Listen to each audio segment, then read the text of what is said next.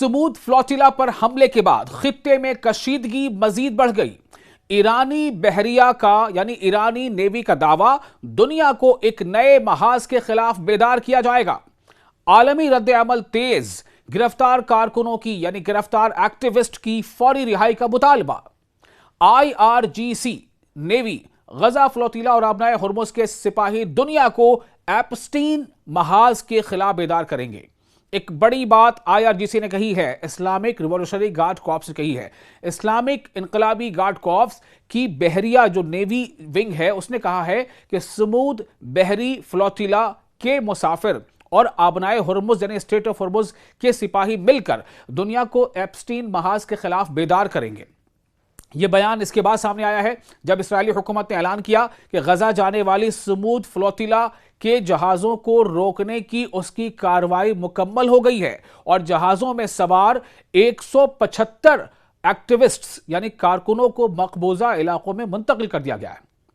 اسرائیلی فوج نے اس سے پہلے بھی بتایا تھا کہ سمود فلوٹیلا کے 58 میں سے 21 جہازوں کو قبضے میں لے لیا گیا ہے اور خبردار کیا تھا کہ باقی جہازوں کے خلاف بھی کارروائی شروع کی جائے گی اگر انہوں نے راستہ نہ بدلا۔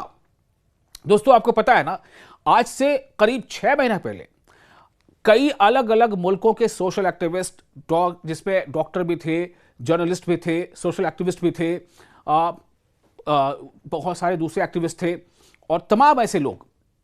کچھ انجینئرز تھے جن کے اندر انسانی جذبہ تھا، ان لوگوں نے کئی الگ الگ ملکوں کے لوگوں نے غزہ کا دورہ کیا تھا۔ گریٹا تھنبرگ بھی اس میں شامل تھی، آپ کو یاد ہوگا، انوائرمنٹلسٹ، اور غزہ کے اس مسئلے کو دنیا کے سامنے ایک نئے سرے سے انہوں نے سامنے لایا تھا اور ان کی کوشش تھی کہ غزہ جا کر وہاں غزہ کے لوگوں سے ملیں گے اور انہیں مدد پہنچائیں گے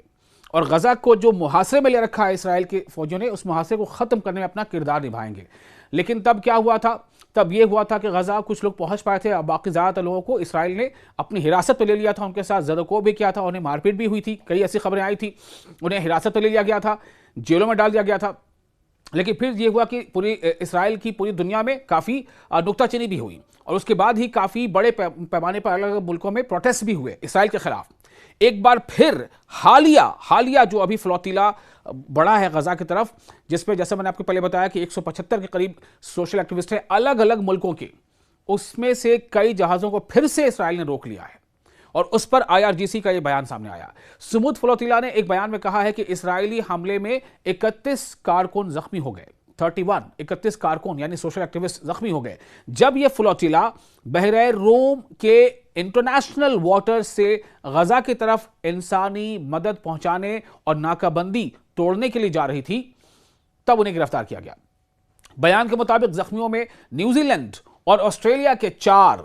اٹلی اور امریکہ کے 3، کینیڈا، نیدرلینڈ، اسپین، برطانیہ، کولمبیا اور جرمنی کے 2، جبکہ ہنگری، یوکرین یعنی ان ملکوں کے 2، جبکہ ہنگری، یوکرین، فرانس، پولینڈ اور پرتگال کا 1 شہری شامل ہے۔ یہ تمام وہ لوگ ہیں جو سوشل ایکٹیوسٹ ہیں، جو غزہ کا درد اپنے سینے میں رکھتے ہیں اور غزہ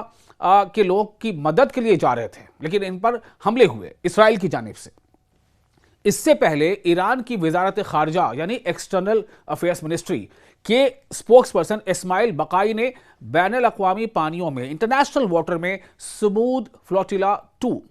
پر اسرائیلی حملے اور فلسطین کے حامی کارکنوں کی گرفتاری کو سمندری قزاقی یعنی سمندری کیا کہتے ہیں اس کو، ڈکیتی کہتے ہیں، لٹیرے کہتے ہیں، سمندری لٹیرے کے طور پر، ڈکیتی کے طور پر اور دہشت گردی قرار دیتے ہوئے سخت مذمت کی تھی۔ 11 ملکوں نے بھی ایک مشترکہ یعنی جوائنٹ بیان میں، جوائنٹ سٹیٹمنٹ میں غزہ کے حامی کارکنوں کی عالمی فلوٹیلا سمود پر یعنی انٹرنیشنل گروپ آف واٹرشپ پر اسرائیلی حملوں کی مذمت کی۔ بیان میں مطالبہ کیا گیا کہ گرفتار افراد کو فوری طور پر رہا کیا جائے اور عالمی برادری اس معاملے پر رد عمل دے۔